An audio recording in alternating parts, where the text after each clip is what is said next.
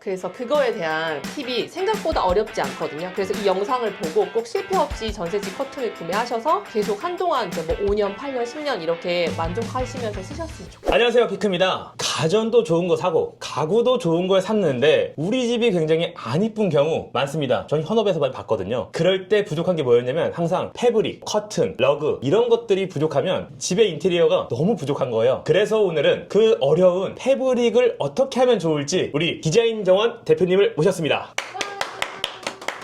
안녕하세요. 저는 16년째 패브릭 일을 하고 있는 디자인 정원 대표 황혜정이라고 합니다. 황혜정 대표님은 저랑 이제 10년 전, 한 2015년도, 16년, 한 17년까지 같이 근무를 했었고요. 제가 여태까지 봤던 이 패브릭을 하시는 분들 중에선 제일 잘하다 보니까 여기까지 와서 정말 도움될 만한 내용이 뭐가 있을지 여쭤보려고 왔습니다. 뭐 이렇게 말씀드리면 아시겠지만 광고나 이런 거 아니니까 정말 편하게 들으시고 꼭 도움받으셨으면 좋겠습니다. 출발! 저는 사실 제가 영상을 해보면서 느꼈던 게 가장 많이 물어보는 게 뭐냐, 어떤 걸 제일 질문 많이 하는지. 처음에 이제 고객님들이 제일 많이 물어보시는 게 내 집이 아니라서 커튼을 해도 될까요? 돈을 많이 드리고 싶지 않아요. 이런 말을 제일 많이 하세요. 조금은 고객님한테 이제 부담스럽지 않은 선에서 집을 예쁘게 꾸며드리겠다 해서 보통 이제 상담을 해드리거든요. 그리고 나서 이제 이사를 가실 때도 또 이제 쓰실 수 있는 그런 아이템으로 많이 추천해드리기 때문에 전셋집도 충분히 예쁘게 맞춤 커튼을 하실 수가 있어요. 그래서 저 같아도 좀 그럴 것 같거든요. 요즘 뭐 신혼집으로 내 집 마련을 하면 참 좋겠지만 네. 그렇지 않은 경우가 많기 때문에 그렇죠. 네. 그 내 집이 아닌데 과연 이거 커튼이나 이 블라인드나 이런 네. 것들을 그냥 해도 되냐, 이걸 제일 많이 질문하시는 것 같은데, 그러면은 이거를 잘하는 방법도 있을 것 같아요. 왜냐면 내가 했어요. 2년 내지 4년 뒤에 네네. 이사를 가는데 또 사야 되거나 막 이럴까봐 네네. 이케아에서 좀 싼 거 사는 게 낫지 않냐, 네. 이럴 수 있는데 그런 방법이 있나요? 저는 워낙 이 일을 하지만 저는 굉장히 못하는 게 하나 있어요. 네. 그게 뭐냐면 바로 셀프예요. 어. 저는 굉장히 전문가한테 맡기는 스타일이에요. 이렇게 알아서 해주세요 라고 했을 때 아직 제가 실패해본 경험이 없어요. 알아서 해주세요, 제가 잘 모르니까는 무조건 비싼 걸 해주세요, 비싼 거 주세요, 이게 아니고 저의 지금 상황이 이러이러하기 때문에 이렇게 맞춰주세요 라고 전문가가 있는 거잖아요. 네. 예를 들면 앞머리 내가 자를 수 있잖아요. 네. 근데 내 얼굴형에 맞춰서 내 피부톤에 맞춰서 머리를 이제 할 수 있는 게 이렇게 미용 전문가인 것처럼, 그래서 커튼도 저는 전문가한테 맡겨야 된다고 생각을 해서, 전셋집이어도 커튼을 잘 할 수 있는 방법이 있어요. 가구도 사듯이 커튼도 똑같이 가구랑 이사를 갈 수가 있어요. 거실 커튼, 거실 소파 같이 갈 수 있고, 내가 비싸게 주고 산 신혼집 침대, 안마 커튼이랑 같이 갈 수 있어요. 그러면은 그 방법에 대해서 말씀을 해주셨으면 좋겠는데 총 몇 가지 방법이 있다고 말씀하실 수 있을까요? 일단은 고려해야 되는 상황은 3가지 정도 네. 생각하는데, 저는 일단은 사이즈, 두 번째는 색상, 그리고 위치라고 하면 조금 어려울 수도 있는데, 보통 신혼집 거실, 침실 하고 나면은 공간이 하나 또는 2개가 무조건 남게 되어 있어요. 대부분 고객님들이 여기는 드레스룸 할 거예요, 뭐 여기는 취미방으로 쓸 거예요, 뭐 서재예요 얘기하시는데, 이렇게 말씀드려도 될지 모르겠지만 서재를 제대로 쓰시는 분 못 봤어요. 그렇게 꾸며서 내가 뭐 1년, 2년 행복하게 살 수 있는데, 현실은 보통 대부분 1, 2년 뒤에 아기가 생겨요. 내 취미는 없어져요. 게임 못해요. 그래서 그 방을 보통 아이 방으로 써야 돼요. 가족 구성원의 변화가 생기다 보니까 이제 방도 바꿔야 되는데, 하얗고 예쁜 뽀얀 원목 가구 애기 거 샀어요. 근데 계속 저기에 막 보여. 까만색 블라인드, 까만색 커튼. 내가 그때 저거 왜 샀을까? 보통 고객님들이 되게 이제 새 거인 제품을 다시 또 이렇게 바꾸셔야 돼요. 네. 그렇다 보니까 이제 아까 제가 위치에 대해서 말씀을 드린 게, 가족 구성원이 바뀌든 공간이 바뀌든 계속 쓰실 수 있는 제품. 어디에도 어울리는 그런 거 있잖아요. 왜 옷도 어떤 바지랑 입어도 어울리는 거 있잖아요. 그런 제품을 보통 추천해드리고 싶어요. 근데 이게 이사를 만약에 가게 됐을 때는 또 길이라던가, 네네. 그러니까 가로폭 그리고 높이 이게 또 다 다를 수 있잖아요. 네. 이런 경우엔 또 어떻게 그래서 할까요? 아까 첫 번째 말씀드렸던 사이즈. 사이즈가 대부분 상담하다 보면 고객님이 우리 집 여기 아파트 이 평수의 도면을 보고 저는 꼼꼼히 상담을 드려요. 거실은 이제 여기 있고 침실이 여기 있고 뭐 이 방 도면을 보고 상담을 드리는데, 커튼을 도면을 보고 상담을 한다? 약간 좀 어색해 하시는 분도 계세요. 매장을 들어오시거나 상담을 할 때 도면을 계속 보고 있으면 고객님들이 커튼 언제 봐요?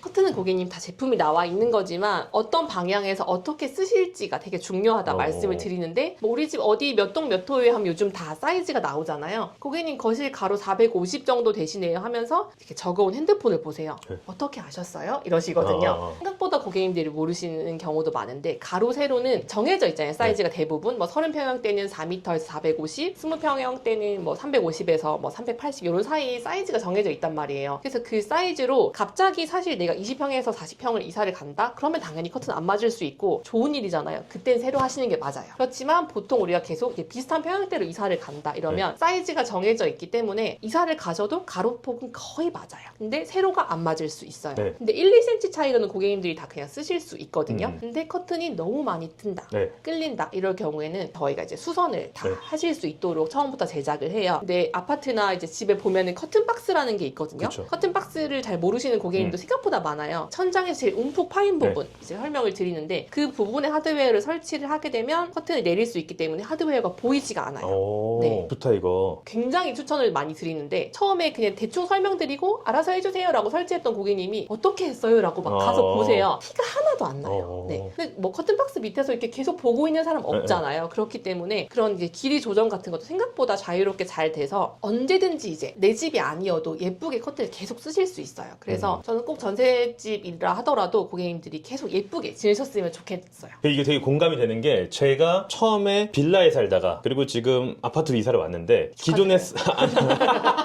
근데 기존에 쓰던 네네. 그 커튼이 아파트 왔는데 이게 뭐랄까 땡강한 거예요. 네네. 그게 또 암막 커튼이었다 보니까 커튼을 치면 이제 밑으로 빛이 확 들어오죠. 그죠? 네. 이게 뭐지 해서 낮잠을 못 자요. 아 근데 그렇게 하드웨어가 있으면 네. 되게 좋긴 하겠다. 근데 생각보다 뭐 6cm, 4cm 그 정도 뜨면 그냥 쓰지 이랬는데 생각보다 빛은 굉장히 강하게 들어와요. 엄청난데? 네. 그래서 저희가 또 현장 상담을 저는 꼭 해드리는 이유나 현장 상담을 못하면 네. 사진이라도 무조건 받아야지 진행을 해드리는 이유가 그 집이 동향인지 뭐 남향인지 네. 서향인지 뭐 낮에는 집에 계신지 가족 구성원이 어떻게 되는지 같은 아파트로 또 이사할 예정이신지 학군지 같은 경우에 고객님들이 같은 아파트 안에서 이사를 많이 다니세요. 그런 거를 되게 자세히 물어봐요. 이걸 자세히 물어보면은 아 사장님 너무 꼼꼼해서 좋아요 하시는 고객님들이 있고 커튼 사는데 제가 어디까지 얘기해야 돼요? 라고 물어보시는 분 있어요. 네. 근데 티셔츠 살 때 맞춰서 입는 거랑 정말 아무나 다 입는 사이즈가 이렇게 세세하게 나와 있는 거랑 150도 미디움을 입고 160도 미디움을 입고 이러면 핏이 다 다르잖아요. 네, 그쵸. 그거랑 똑같다고 생각을 하시면 돼요.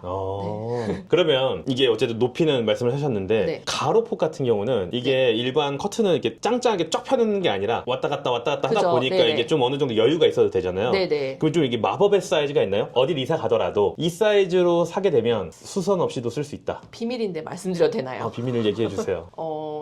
이러면 손님들이 자주 안 오실까 싶긴 한데 정말 이제 커튼을 하는 저희 입장에서는 굉장히 이게 쉬운 사이즈라고 할 수 있는데 온라인 쇼핑이나 홈쇼핑을 구매하시다가 실패하시는 고객님들이 많으세요. 네. 오. 온라인에 사다가 검색을 하다가 도저히 안 되겠어 하고 네. 문의를 주시는 분도 네. 많거든요. 커튼을 한번 사려면 검색을 해요. 한 폭, 두 폭, 세 폭, 네 폭 많이 나온단 말이에요. 세 폭, 네 폭도 맞을지 안 맞을지 모르겠는데 일단 폭이 뭐야?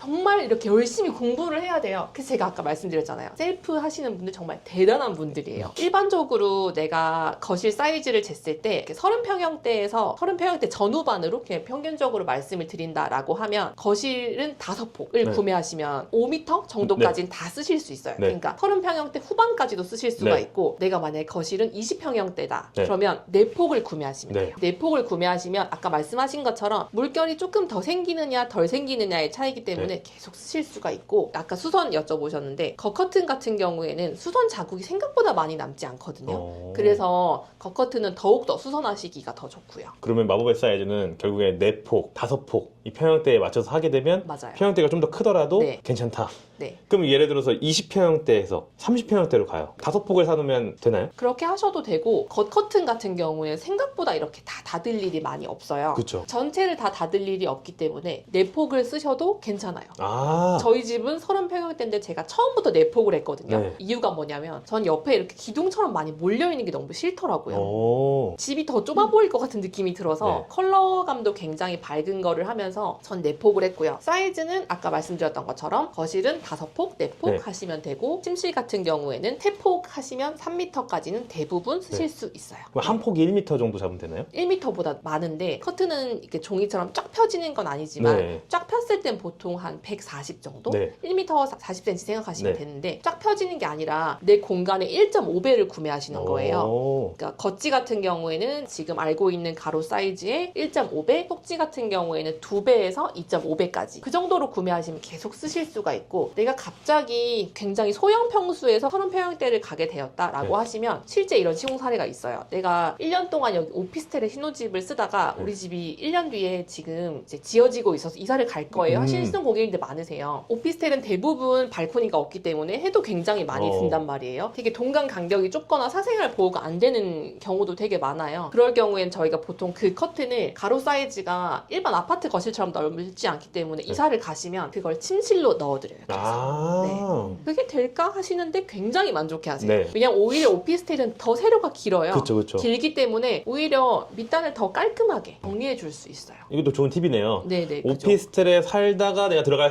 분들이라면 그 오피스텔에 했던 거를 방으로 옮기면 된다. 네. 오. 실제로 고객님들이 1년, 2년 뒤에 이사를 간다고 연락을 많이 주시는데 저는 그럴 때마다 벌써 1년 지났어요? 네. 벌써 2년 지났어요? 이렇게 어. 많이 얘기하시는데 생각보다 이사 주기가 빨리 돌아오더라고요. 근데 그래서 고객님들이 이제 전셋집이어서 커튼을 안 사고 싶다. 어떤 마음인지 알 것 같아요. 물론 저도 결혼을 해봤고 이제 전셋집에 살았던 그런 게 있으니까. 네. 근데 충분히 그걸 예쁘게 계속 쓰실 수 있기 때문에 지금 처음 사는 3년, 4년 동안도 저는 예쁘게 지내게 하시는 게 제 목표입니다. 오. 네. 그러면 한번 다시 정리를 해가지고 네. 일단 아까 3가지였죠. 첫 번째는 사이즈, 네. 두 번째는 색상, 세 번째는 이제 시공반의 위치. 색상에 대해서 조금 더 말씀을 드리자면 전셋집은 대부분 도배까지 내가 하지 않잖아요. 네. 그래서 고객님이 지금 가지고 계신 가구에 맞춰드려요. 어느 정도 유행이 지나다 보니까 인테리어도 이렇게 튀는 집은 없더라고요. 그래서 이제 거기에 가구가 같이 이사를 갈 거기 때문에 가구랑 세트로 네. 맞춰드리거든요. 컬러 같은 경우에는 거실은 특별히 이제 사실 취향이라는 게 있잖아요. 무조건 뭐 딥그린을 해야 돼. 이렇게 특이한 이제 컬러를 찾지 않으시는 경우는 저는 이사를 가지고 가신다라고 하면 이제 웜톤의 제품들을 많이 추천해드려요. 뭐 웜 베이지나 오트밀 컬러 등 이제 약간 좀 가구랑 어울리는 걸 추천해드리면 보통 이사를 가도 계속 어울리게 쓰실 수가 있어요. 무난한 티셔츠를 하나 사면 오래 입을 수 있는 것처럼. 제가 상담을 할 때도 티셔츠랑 굉장히 많이 비교를 해드리는데 고객님들이 제일 이해하시기 쉽게 네. 설명을 해드리려고 약간 티셔츠에 많이 비교하는 것 같아요. 근데 확실히 티셔츠로 비유를 하니까 이해가 잘 되긴 하네요. 한 번 상담하는데 3-4번 나오거든요. 쇼커튼이 있잖아요. 네. 지금 보시면 이제